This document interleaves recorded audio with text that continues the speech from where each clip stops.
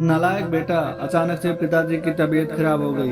रात के 1 बज रहे थे। बगल वाले कमरे में सो रहे बेटे को इसकी भनक लग गई। वह अपने बाबूजी के सामने खड़ा था। बाबूजी ने उसकी तरफ देखते हुए कहा, इस तरह बेवकूफों की तरह क्या देख रहे हो नालायक, मुझे जल्दी से अस्पताल ले चलो। माँ रोए जा रही थी। बेटे ने सोचा, इतनी रात ड्राइवर को बुलाऊं तो देर हो जाएगी। उसने झट से बाबूजी को कंधे का सहारा देकर कार में ले जाकर बिठाया और जल्द से अस्पताल की ओर चल पड़ा। बाबूजी एक तरफ दर्द से कहा रहे थे तो दूसरी तरफ बेटे को डांटे जा रहे थे। कहीं ठोक मत दियो नालायक, गधा कहीं का, कोई काम ठीक से नहीं कर सकता। नालायक बेटा बोला, आप ज्यादा मत बात कीजिए बाबूजी, हम जल्द ही अस्पताल पहुंचने वाले हैं। अस्पताल पहुंचकर उसने डॉक्टर को बुलाया और डॉक्टर के कमरे के बाहर बेसब्री से चहलकदमी करने लगा। नालायक, गधा, बेवकूफ, आलसी, मंदबुद्धि और न जाने क्या क्या ऐसे शब्द हुआ बचपन से ही सुनते आया था।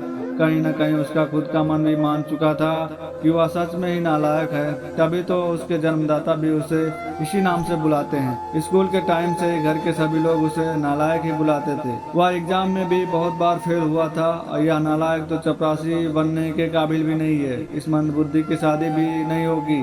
आखिर इस नालायक के गले कौन अपनी बेटी बांधेगा? यह नालायक तो गधा का गधा रह जाएगा। नालायक को अपनी यहाँ कोई चपरासी भी ना रखे। कोई बेवकूफ ही इस नालायक को अपनी बेटी देगा। शादी होने के बाद लोगों को कहते सुना है कि उस बेचारी के भाग्य फूटे जो उस नालायक से शादी हो गई। बस एक माँ ही थी जो उस बेचारे को उसका नाम से बुलाती थी। अगर आज बाबूजी के कुछ हो गया तो शायद माँ भी उसे इसी नाम से बुलाएगी। मन में इस तरह के विचारों ने उसे झकझोर दिया और वह अस्पताल में बने मंदिर में प्रार्थना में लीन हो गया।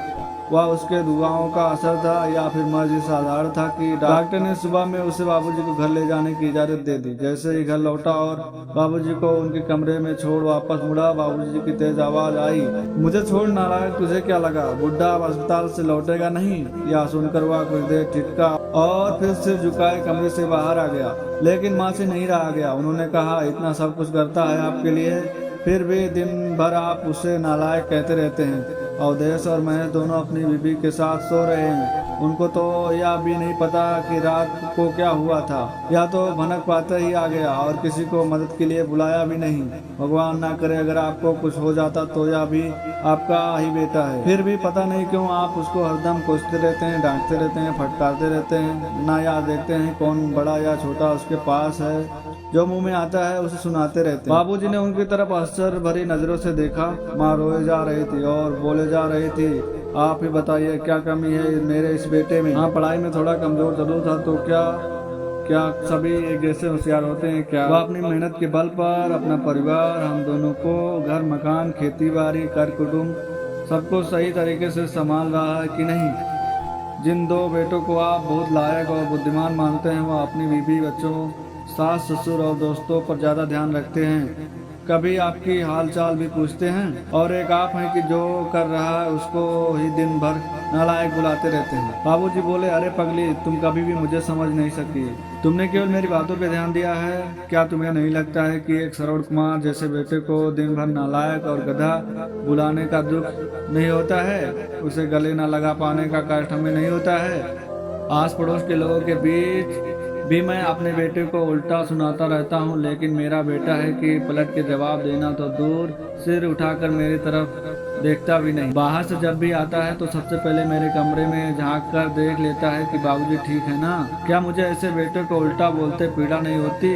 होती है भाग्यवान, मेरा दिल पत्थर नहीं है, मैं भी इंसान हूँ। मुझे तो डर इस बात का रहता है कि कहीं मेरा या बेटा भी उन दोनों की तरह लायक न बन जाए। इसीलिए मैं उनके मन में कभी यह भाव पैदा नहीं होने दूंगा कि वह परिपक्व है और सबसे लायक है। यह बात सुन माँ चकित रह गई। ये क्या कह रहे हैं? हाँ भाग्यवान, यही सच है।